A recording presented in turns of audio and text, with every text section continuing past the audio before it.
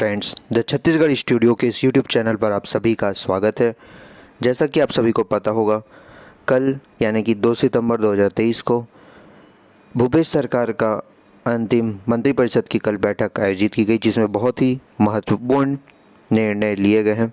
उसी निर्णय के समक्ष हम अपनी बात यहाँ पे आपके सामने प्रस्तुत करने जा रहे हैं। चलिए बगैर देर किए चलिए शुरू करते हैं।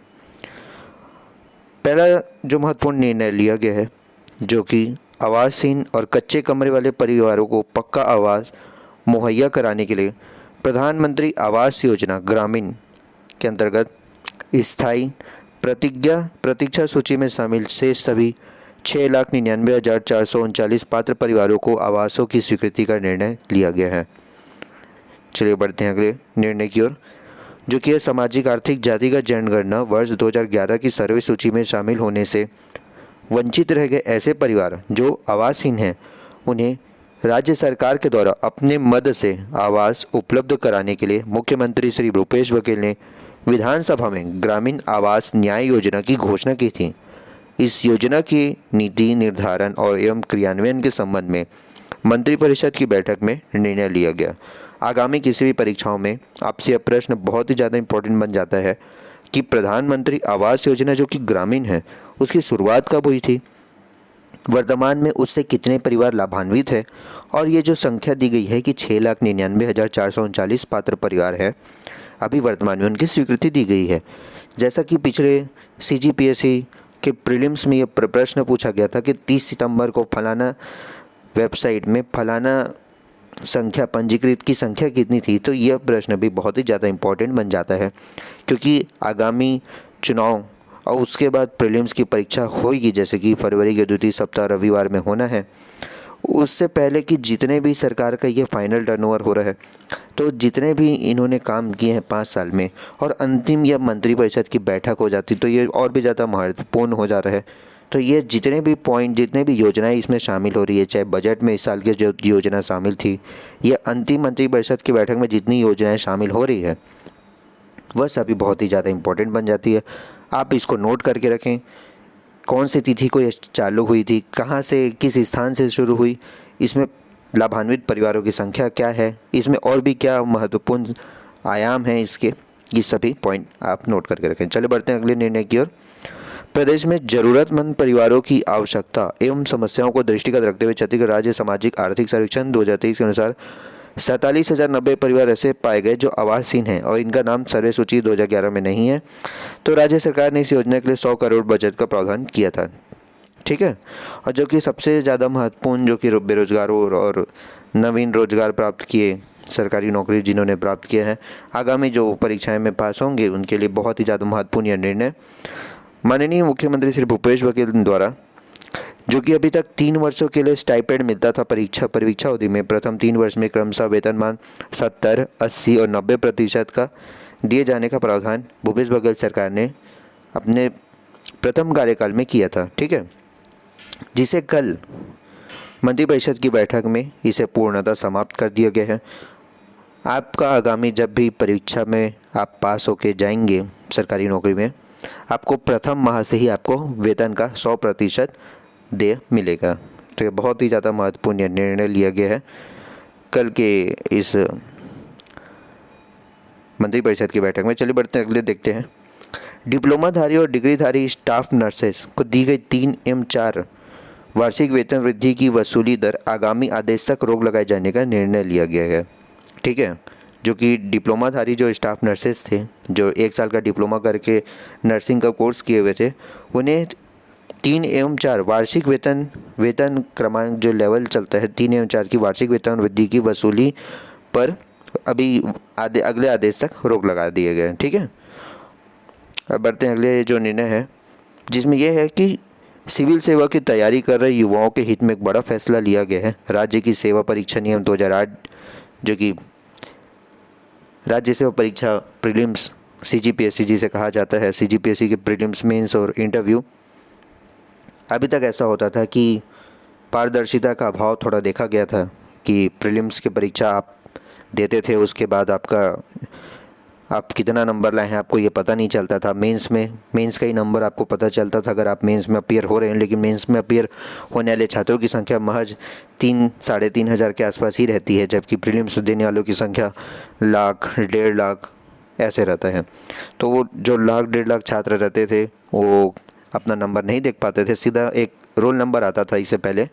लेकिन इस बार ऐसा संशोधन किया गया है कि आगामी जो CGPSC 2023 की परीक्षा 2024 के फरवरी के द्वितीय रविवार को आयोजित की जाएगी, उसका परीक्षा परिणाम आपके जारी किया जाएगा, जैसे कि आप व्यापम में देखते हैं उसी प्रकार।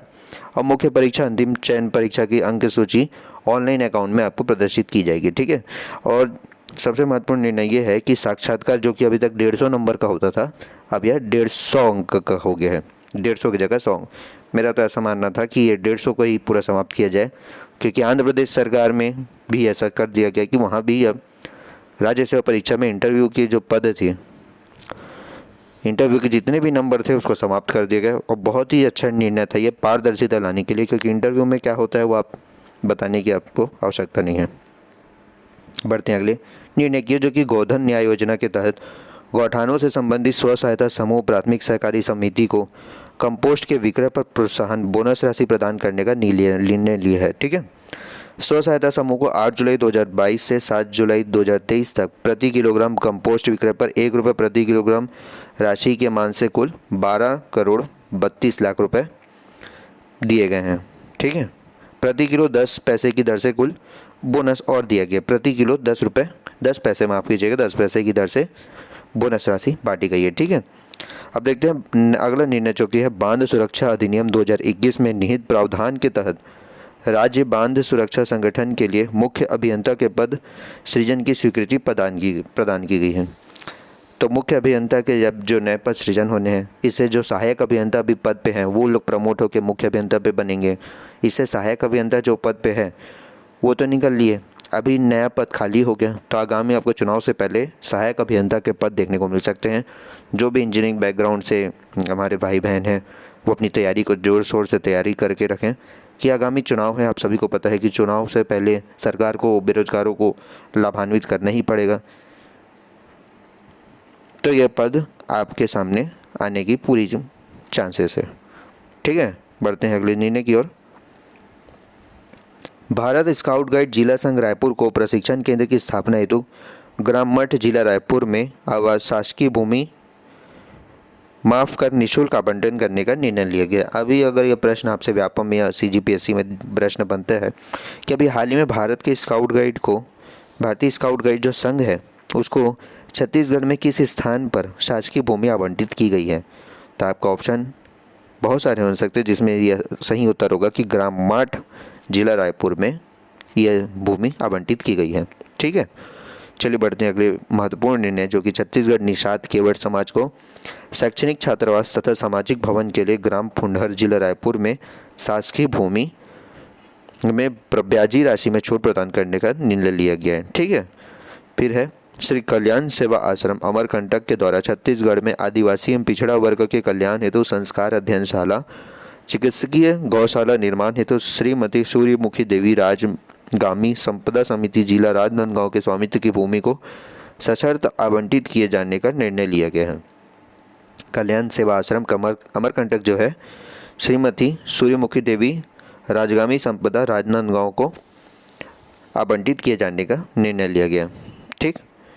फिर है प्रजापति ब्रह्म कुमार ईश्वरी विश्वविद्यालय अंबिकापुर जिला सरगुजा को अतिक्रमित शासकीय भूमि के व्यवस्थापन पर आवंटित नजूल भूमि के छूट प्रदान करने का निर्णय लिए, जो आपके काम का नहीं है।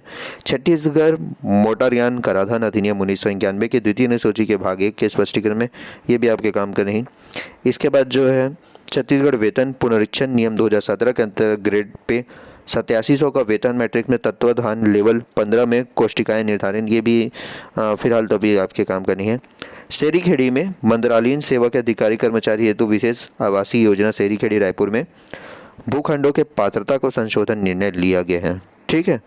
तो ये जो भी अभी नए अधिकारी कर्मचारी हमारे भाई बहन बनेंगे तो उनके सेरीखेड़ी में मंत्रालयीन सेवा जो के शामिल अधिकारी कर्मचारी हैं उनके लिए आवास का व्यवस्था किया गया है।